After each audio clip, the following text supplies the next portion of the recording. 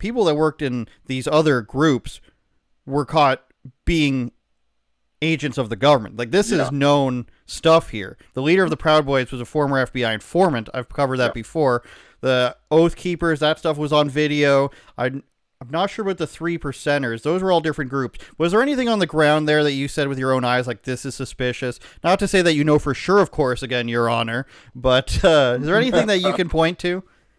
Well, I do have to say, I hate that you have to do that and say, Your Honor, and I'm only saying this because I'm a, conjecture layman and all that, because that's what it had turned into. It had become the state against the people, and anything you say in your private life or in your public life can be used against you.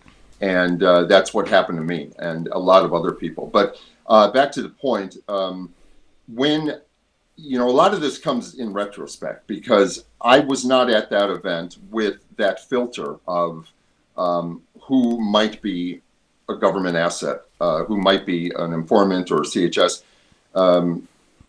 I was naive to think that wouldn't occur, or to never even consider that. In retrospect, though, I was standing outside that tunnel area and next to a couple of people that I didn't know, and I was just chatting with them as we were watching the violence happen in front of us, or at least some yelling and that type of thing. And we're watching that, and a guy comes up to us who just like kind of rushed up to us and said, "Oh my God, did you hear? Inside, a 17-year-old girl inside the Capitol, a 17-year-old girl was in there, and the cops shot her in the back of the neck or something." And she's bleeding, and I think she's dead. And then he moved on to the people next to us. And I thought that was odd, the way it was presented to us. But in retrospect, I feel like that was a part of a tool for to disrupt the crowd, to get people agitated, to scare people, and cause what became mayhem at some points. So that type of behavior was very suspect in retrospect. But at the time, I thought, oh, that's terrible, and turns out he was talking about Ashley Babbitt, and all the particulars were incorrect, but they were still being put forward in a panic towards us.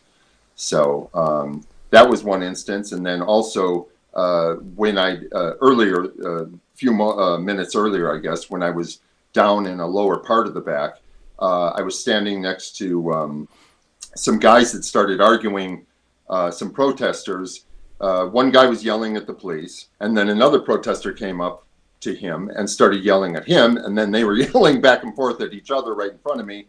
And I was thinking, why are these two protesters fighting? Why is this guy with the big mouth yelling at this guy? And then this other dude steps in, and who turns out to be Ray Epps, who later was pinpointed as a possible government employee. I believe he is totally.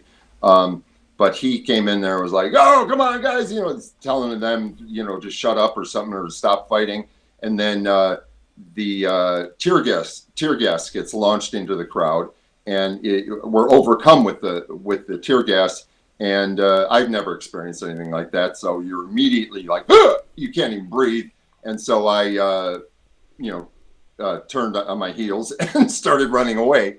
And I could hear Ray Epps in the background say, "Breathe it in, you pussies! We did this in boot camp. Come on, you pussies!"